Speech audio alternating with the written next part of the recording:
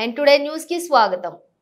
గత నెల 13న దేశవ్యాప్తంగా జరిగిన సార్వత్రిక ఎన్నికల అనంతరం ఆంధ్రప్రదేశ్లోని ఎన్డీఏ కూటమి నాయకుల పర్యవేక్షణలో దళిత పీడిత కులాల ప్రజలపై జరుగుతున్న దాడులు, హింసాకాండను ఖండిస్తూ ఈ రోజు 17/6/2024 గుంటూరు పట్టణంలోని కొరటాల సత్యనారాయణ భవనంలో జరిగిన రౌండ్ టేబుల్ సమావేశం అనంతరం పీడిత ప్రజల రక్షణ కోసం ఎన్నికల హింసా వ్యతిరేక పోరాట కమిటీని ఏర్పాటు చేయడం జరిగింది.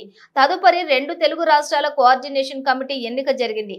ఏపీ నుండి చిలుక చంద్రశేఖర్, చైతన్య లాయర్, బైరి నరేష్ వ్యతిరేక, అలాగే బూరం అభినవ్ పోరాట సమితి తెలంగాణ ఏకగ్రీవంగా ఎన్నికయ్యారు. అతి త్వరలోనే పల్నాడు జిల్లాలోని దాడులకు గురైనటువంటి ప్రాంతాలను కూడా సందర్శించి నిజ నిర్ధారణ జరిపి వాస్తవాలను 2 తెలుగు రాష్ట్రాల ప్రజల దృష్టికి తీసుకుని రావాలని, అనంతరం హింసా రాజకీయాలకు వ్యతిరేకంగా బలమైన ప్రజా ఉద్యమాలను నిర్మించాలని కమిటీ తీర్మానించడం జరిగింది. ఈ సమావేశానికి బైరి నరేష్ అధ్యక్షత వహించగా జంజర్ల రాజేష్, కె కృష్ణ, కర్రి నాగేశ్వరరావు, సిహెచ్ రాజశేఖర్, అశ్విని, కుల నిర్మూలన పోరాట సమితి, బి కొండారెడ్డి, ఎన్ పోతిరాజు, ప్రగతిశీల కార్మిక సమైక్య చిలుక చంద్రశేఖర్, పౌర హక్కుల సంఘం వైవి డి సుధాకర్, దేశభక్త ప్రజాతంత్ర ఉద్యమం భాను, విలేకరి ఘంటా ప్రభుదాస్, కోలా నవజ్యోతి, పల్నాడు రైతు సంఘం జయసుధ, విసికే పార్టీ తదితరులు పాల్గొన్నారు.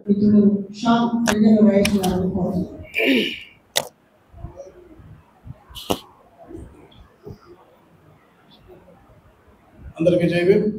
ఎన్నికల హింస వ్యతిరేక పోరాట కమిటీ ఈరోజు ఏర్పరచుకొని చాలా సంఘాల ఆధ్వర్యంలో జరిగినటువంటి కార్యక్రమంలో పాల్గొన్నటువంటి మరి పౌర హక్కుల సంఘాలు, ప్రజా సంఘాలు ఎక్కడ సమస్య వినిపించినా సరే స్పందించే ప్రతి హృదయానికి హృదయపూర్వకంగా నేను అభినందనలు తెలియజేస్తూ, మరి ఆంధ్రప్రదేశ్ మరియు తెలంగాణ రాష్ట్రం కలిసి ఏర్పాటు చేస్తున్నటువంటి ఈ కమిటీకి ఎన్నికైనటువంటి గౌరవనీయులు చంద్రశేఖర్ గారికి, ఏపీసీఎల్సీ మరియు ఆయనకు తోడుగా ఉంటున్నటువంటి చైతన్య గారు, మాలా మహానాడు అడ్వకేట్ గారికి శుభాభివందనాలు.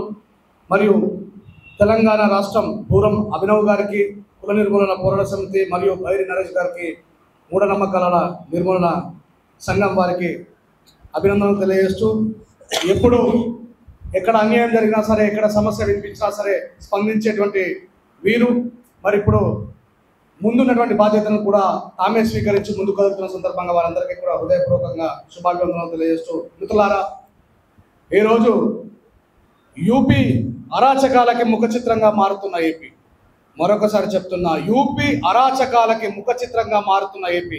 ఈ మాట ఎందుకు చెప్పాల్సి వచ్చిందంటే, కూటమితో తాము విజయ కేతనం ఎగరవేస్తున్నామనేటువంటి సంకేతాలు పూర్తి తరాలో బయటకు రాకుండా ముందే చాలామంది మతోన్మాదులు ఇక్కడ సెటిల్ అయినటువంటి మతోన్మాదులతో కలిసి మరి ఎస్సీ, ఎస్టీ, బీసీ మైనార్టీలలో యాక్టివ్గా అంబేద్కర్ గారి ఆలోచన విధానంలో ఎక్కడ సమస్య వచ్చినా స్పందించే వారిపైన దాడికి, ముఖ్యంగా మాదిగ పల్లెలపైన, మాలె పల్లెలపైన దాడికి యత్నించి వారు ప్రభుత్వం అండ మా వెనకాల ఉందని చెప్పి స్వయంగా ప్రకటించుకున్నారు. ఈ సందర్భంగా ఒక విషయం చెప్తా ఉన్నా.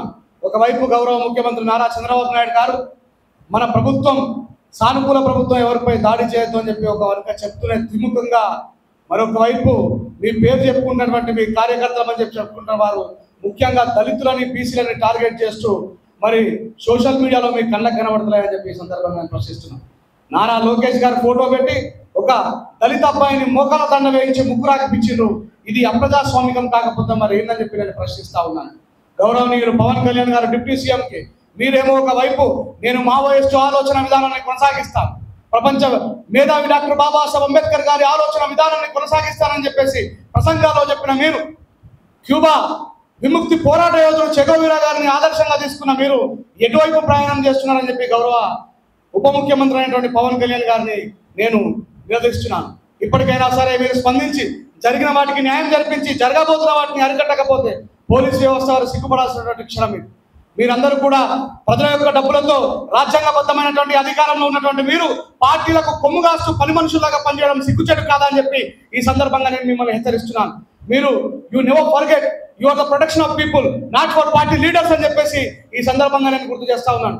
ఈ రోజు మొదలైనటువంటి ఈ ఉద్యమం మేము తెలంగాణలో, ఆంధ్రప్రదేశ్లో ఉన్నటువంటి వాళ్ళందరం ఇండివిజువల్గా పోరాటాలు చేసినప్పటికీ న్యాయం జరిగేంత వరకు మీరు 41 CRPS లొట్టపి సిఏజీపీటాసులే రాజ్యాంగబద్ధమైన పోరాటానికి మేము ఎప్పుడు సిద్ధంగా ఉంటాం.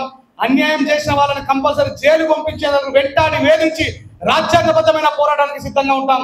ఇంతకు ముందు ఆంధ్ర ఉద్యమాలు, ఆంధ్రాలోనే తెలంగాణ ఉద్యమాలు, తెలంగాణలో చేసిన మేము ఇప్పుడు సమిష్టికృతమైనటువంటి ఉమ్మడి ఆంధ్రప్రదేశ్ లో ఉన్నప్పుడు ఎట్లాగైతే ఉద్యమాలు చేశామో ఇప్పుడు అదే ఉద్యమాన్ని మళ్ళీ తిరిగి మొదలు పెడుతున్నాం.